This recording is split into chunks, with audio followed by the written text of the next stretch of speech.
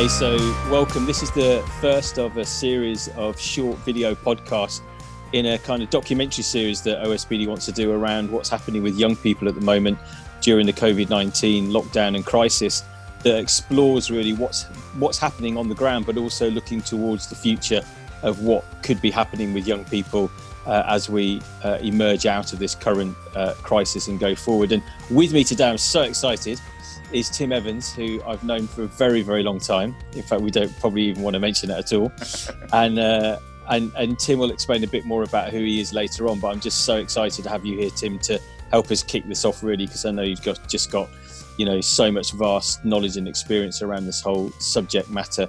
So it's fantastic to be able to do that. And I can see, I'm up in my bedroom, you're on your stairs at home.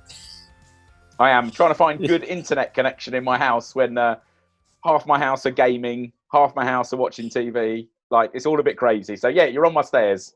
Yes, that's great. Wherever it works, let's hope it just holds together. So, Tim, I'm really interested in what you and your team across the UK are picking up. Whatever, 7 weeks in at the moment now to this lockdown. What are the issues that are the most pertinent that young people are facing at the moment and you guys are picking up on the ground? Cool. So, first of all, brilliant to chat. Great to hook back in with you. Yes, like Pip says, we've known each other a long time. So I guess for us, some of the things we're seeing is pretty obvious, really, in one sense, isn't it? Like, you lock a bunch of teenagers away for that amount of time, and for the first bit of time it's a bit of fun and they're okay with it and all that kind of stuff, but we're seeing many more young people out on the street, actually, like a lot more young people, kind of, some of them breaking obviously the social distancing stuff a bit, just because locking them in kind of doesn't work after a period of time. But actually, I was talking to someone the other day, actually, and they were saying they were seeing like a real increase in anxiety in households. So seeing young people actually not coping, actually, a mistake people make about young people is that they don't need structure and boundaries, when actually young people absolutely need some structure and boundaries in their lives. And this lockdown has completely kind of removed that kind of process kind of from them. So I think we're beginning to see mental health, which is always a bit of a challenge for lots of young people that we work with. Family relationships, locked in, often in overcrowded houses, or where they haven't got gardens, or they can't get out and about, like locked in with their family. When often that's a difficult process kind of for them anyway. That all being really difficult, really. So we're doing a lot of trying to connect with young people, like using all kinds of technology, but obviously you've got some young people who don't have that in the same way as others do, but trying to provide activities, trying to provide relationships, of someone still to talk to. There's an article in The Guardian, I think, the other day about my youth worker, which was titled, "My Youth Worker is the Only Person I Talk to." About a young person who was engaged with a youth project before the lockdown, and actually her youth worker was still a bit of a lifeline kind of for her, still someone that she spoke to every week, because her family circumstances weren't great. She wasn't coping that well with being in lockdown. For some young people, I think, like, worried about what their education looks like now. Like, actually, lots of young people actually want to do well at school. They want to get on, they want to aspire in life, and actually they're really worried about what's going to come next kind of for them. Will they be able to do exams? I've got a foster boy here who's in year 10, so that's going to be a really difficult experience for him. They're hearing all kinds of reports about youth unemployment and what's going to happen, and people losing their jobs, and they see that around them. So just a whole bunch of stuff, really. Mental health, practical concerns, family dynamics, like a whole bunch of that kind of stuff, really. Yeah, I picked up on that article today, actually, about just the young people, are often the ones that get hit the hardest in terms of unemployment during these kinds of crises.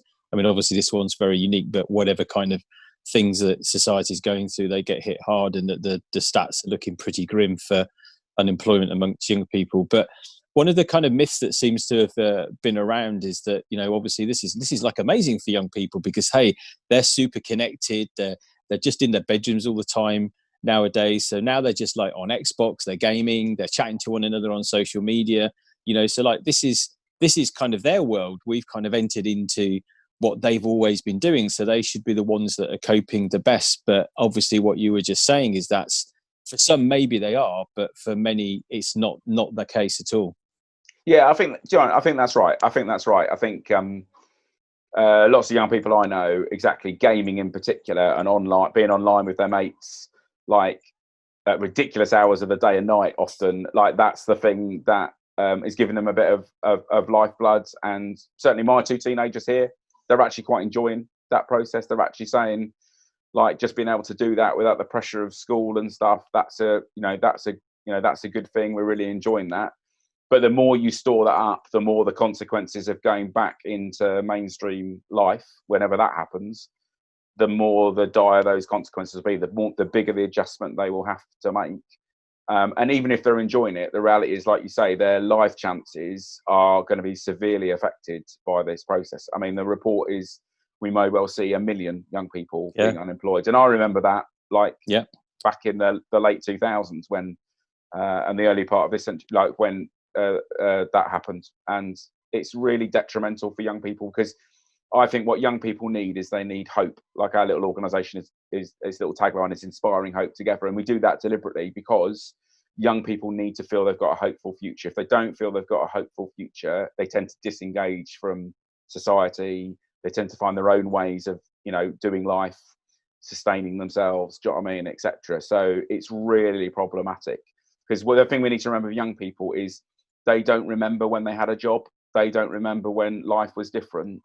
If this becomes all they know, there is a real danger that their whole life chances get affected. Whereas it's tragic if an adult obviously loses their job, or whether, absolutely tragic, but adults can remember when they did work and when something different happened. And so perhaps sometimes find it a little bit easier than a young person who can get locked into that way of life for life if they feel there's nothing for them. And so it's the outworking of this that I think I'm most worried about.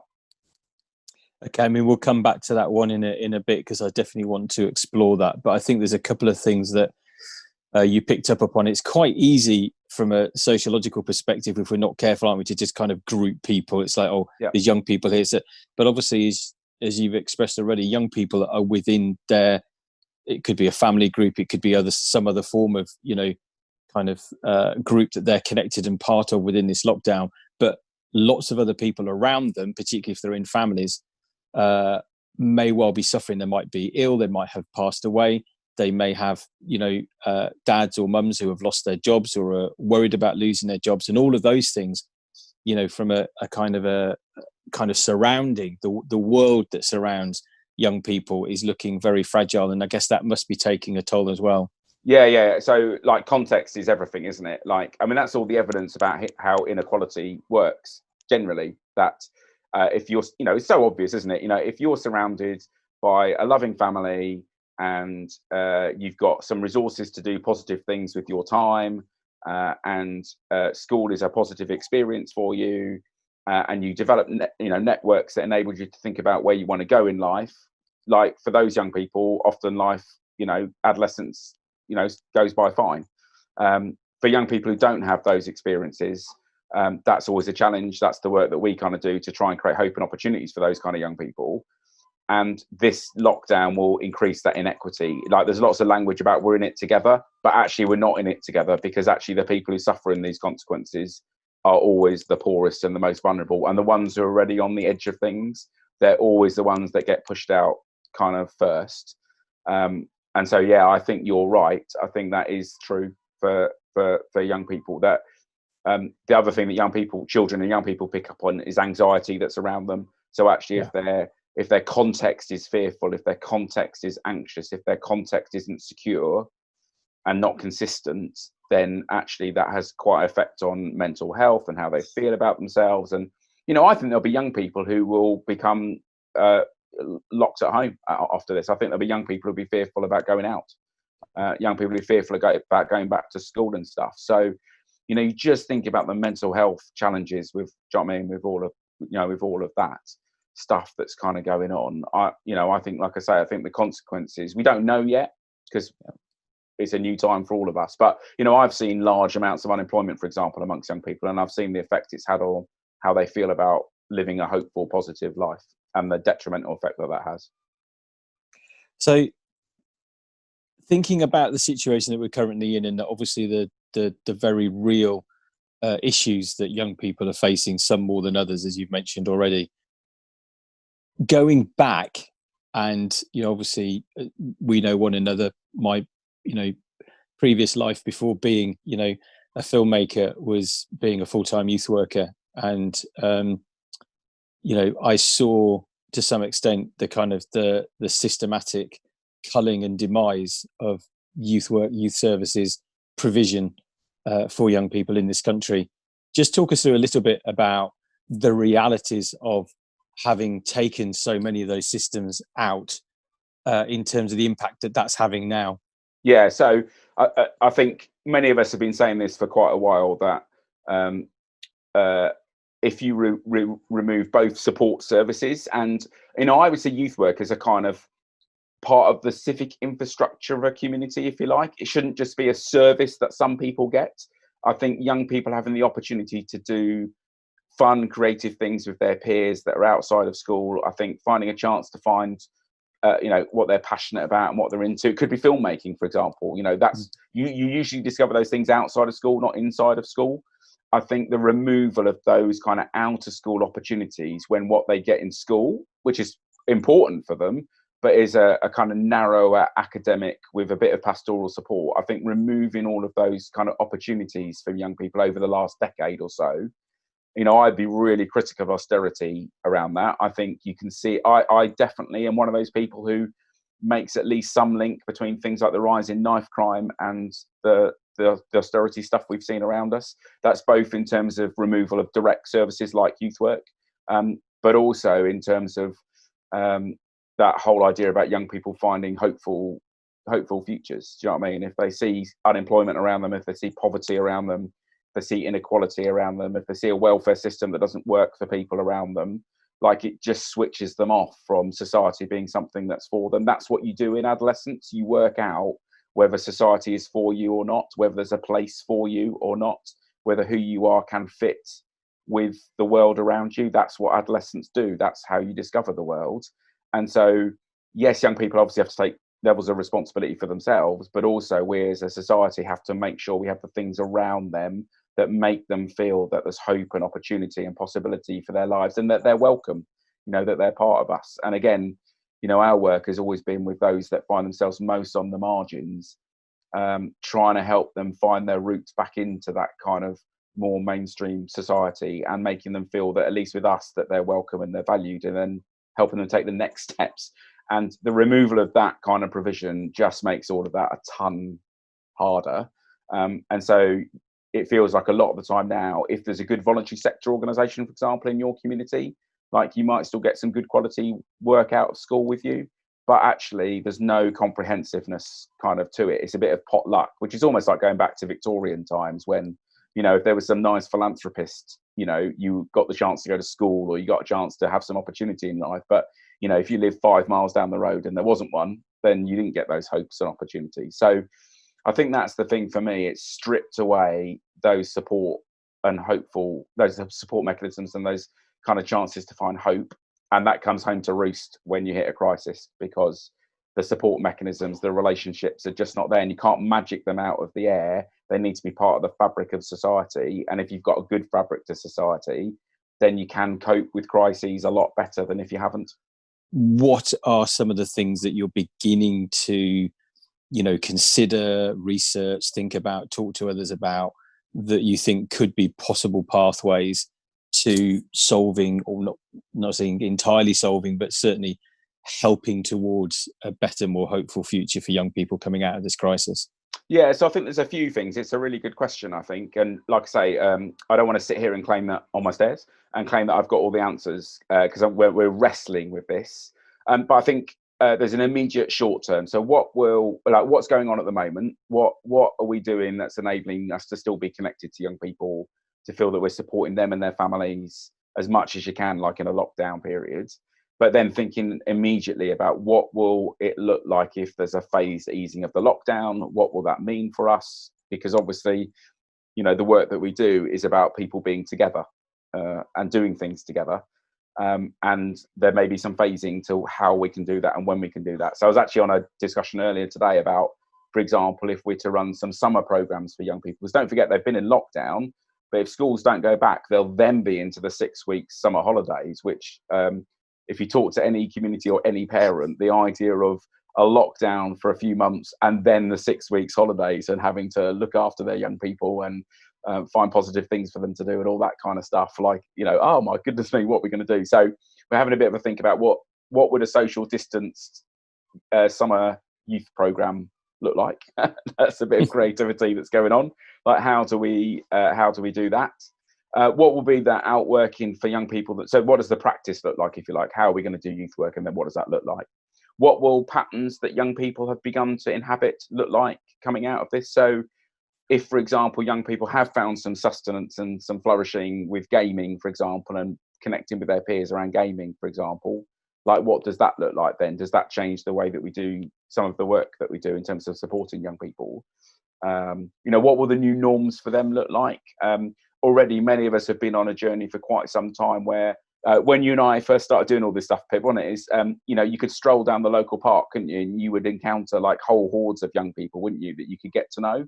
Well, actually, things like gaming and technology and stuff have changed that dynamic. You still meet young people in the park, but their socialization is really different. And so we're asking, will that look even more different off the back of the lockdown? So do we have to rethink about what spaces we inhabit with young people? Will young people give us permission to inhabit their space? Because that's what, when you used to go down the park and inhabit them, it's their space, and you ask permission to inhabit their space kind of with them.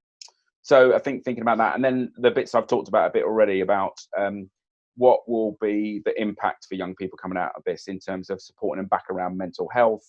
We're talking quite a bit about, is there some family mediation stuff that we'll need to do? So that kind of short-term stuff, like just helping young people readjust to life. I think there'll be quite a lot of that stuff, re-engaging them in positive stuff and positive activities. But then I think there is the medium-term one, which is, I think, the issues around mental health, the issues around employment. I mean, they are going to last, I think, for quite some time. Here in Birmingham, actually, one of the candidates for regional mayor, a friend of mine, actually, Liam Byrne, he's been talking about, we need something like a future jobs fund for young people. So we need a kind of something systematic that enables not a whole generation of young people to drop out of the higher education and labour market. Because youth work is really important. I'm really passionate about it, and we can definitely really support young people. I think we will think about, what does social enterprise look like in this time? So can we create hope and opportunities for young people? The trend has already been for young people to like the idea of setting up their own little enterprises, their own little businesses and stuff. So I think that will be a trend that will continue. But can we be part of thinking about advocating for a bigger system that enables not a whole generation to get written off? That's the danger. The danger is a whole generation gets written off, because that has happened before. And youth work can't be the whole answer to that. We need government, local and national, to do things about that. We need resources to be put in the right places for some of that. So I think we'll have a bit of an advocacy role as well, of trying to hear the voices of young people about what they think about their future, and trying to get policymakers to engage with that. That's a fantastic kind of thing to finish on, Tim. Thank you very much for that. And thank you for watching this, if you have been. I hope you have. And please just check out our YouTube channel, OSBD, for the other mini documentaries that will be coming along in this series, and hope that they are useful in the conversations you're having to try and do exactly what Tim said, is let's see if we can find a really better, positive, hopeful future for young people as we go forward out of this crisis. So thank you for watching, and thank you, Tim. Thanks very much.